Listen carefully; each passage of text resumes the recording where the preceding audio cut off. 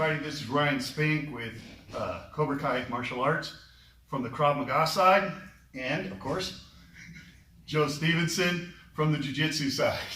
Guys, we're going to be bringing you some fundamental jiu-jitsu techniques that will help you for self-defense, not focusing so much on sport jiu-jitsu, but we will bring up those aspects today about being in somebody's guard and how to correctly posture and effectively open the guard and maybe continue to hold them down.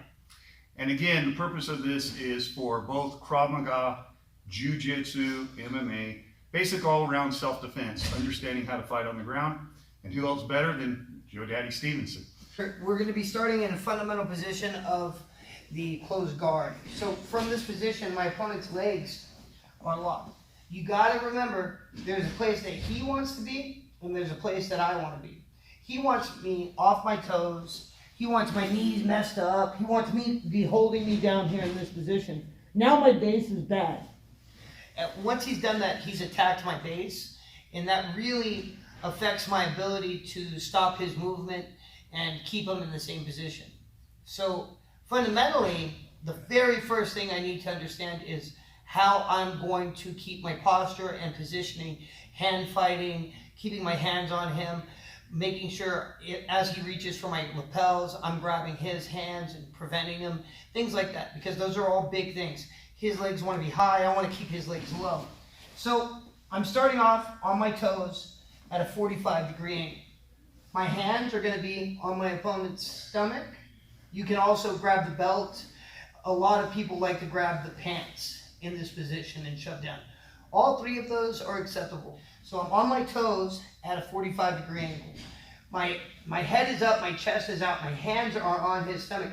Not only is my pressure keeping him down and the friction of his back and weight plus my weight preventing him from being able to move fast, but it allows me to hand fight. Before he even gets here, I'm able to attack, keep him flat before I do anything. So there's two different reactions that I'm going to give my opponent here. One is going to be elbows back, which is holding him down, and another is going to be elbows in, trying to disrupt his comfort zone from the guard position itself. Now, once he's pulled me down, there's several different ways that we can address this.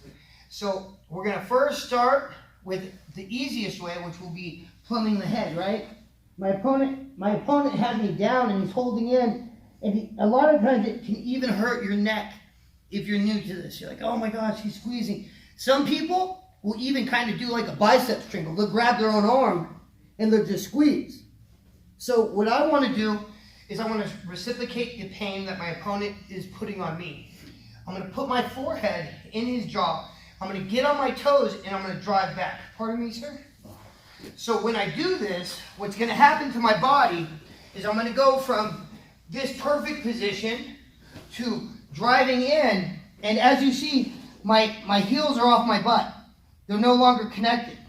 And then I'm going to hand fight, and then I'm going to go back to my knees, and I'm going to come into this position, and then reposture up. So what I've done is, I've used my body to create space. And once I've created that space, I'm not pulling his hands off of me. I'm keeping his hands there, and then I'm backing out. So as he's holding on, I get on my toes, I drive. I'm going to pick a hand, I'm going to reach up and grab his hand. My other hand can come to the elbow, and from this pressure in, I'm going to go back down to my shoelaces to pop out. It's important that I'm not shoving his arms off, I'm keeping them there, and I'm ducking underneath like in wrestling. So, and that's the plumb. So once again, my hands are always on my opponent, never on the mat. There's times that you will post on the mat, but the more your body is connected to your opponent's body, the more you can feel without seeing. Like, I now know his next move because I can feel him tense up. I can feel him want to explode. I can feel when he's about to, when his body changes, the whole feeling. And on top of that, when I post on the mat, it allows him to maneuver his body around to grab different locks and chokes. So once again, my hands are always addressing my opponent. Matter of fact, even when I'm passing, anytime I can place a knee on top of his arm or on top of his leg, cause discomfort for him, I do it. Even though I may feel more off balance, I have to remember that my opponent feels more stress on his body, and now I've made it more difficult for him. So it may have raised my difficult level to like a 5 out of 10, but it's now raising his difficult level to like 9, which some people you're a lot bigger than, and it's like 10. It's like when you big brother somebody. So that's very important to understand. As much of my body that can be manipulating my opponent's body, even without grabbing, I want to do, even if I'm just posting. Now, once again, when my hands are on the opponent, my opponent may use several different techniques, like moving his legs one way and his body the other way to move me off center, which is very effective. And when he does that, he may windshield wiper my hands off from underneath and then reach up to grab. This position is a lot more difficult than just my head. If it's just my head, I'm now in a position that I can maneuver a lot more easier. But here, he's trapped me. This arm is now trapped. So what I want to do is use it against him. We should have a little bit of space here. I'm going to bring this hand to his face and make it uncomfortable for him to be here. Then I'm going to get on my toes and I'm going to drive in, forcing my weight in. My free hand is going to reach up to the elbow. And now I'm going to do the same technique. I'm going to drop down to my shoelaces as I'm keeping him here so he can't follow. Then posture up. Every time I have a chance to posture up, I'm posturing up. So what I'm going to do, if he has one arm trapped, is I'm going to attack with that arm in like a shield.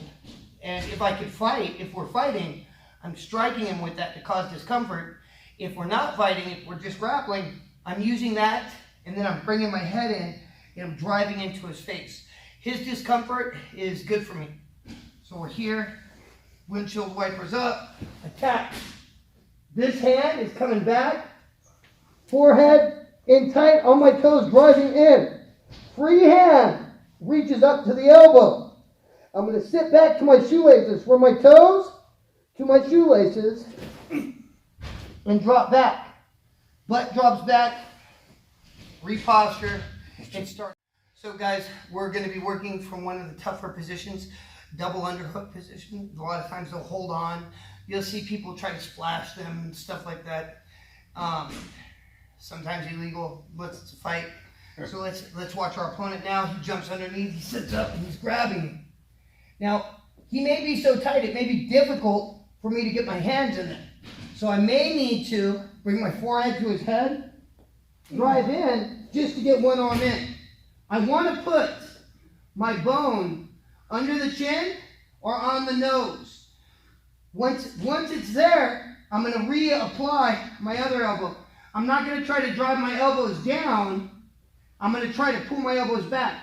I'm going to bring my forehead to my wrist, and now I'm going to drive in on my toes. And from here, when I sit back, I'm going to look to bring my elbows inside. Once I get my elbows to the inside, it's now more difficult for him to hold on. They may even grab your gi, and that's fine. All these positions are fine. You're in a better position than you just were in. So once again, from here, I'm going to start working my butt back down.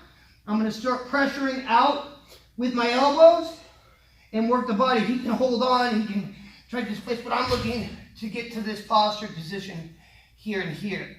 So we're driving in with our head, bringing an arm in.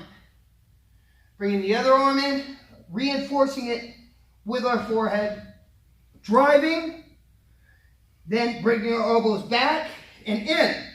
The fight's not over on a tough guy. He's holding on. Then we have to use our elbows to be on the inside of his arms and start popping out as I'm reposturing my body to eventually get here.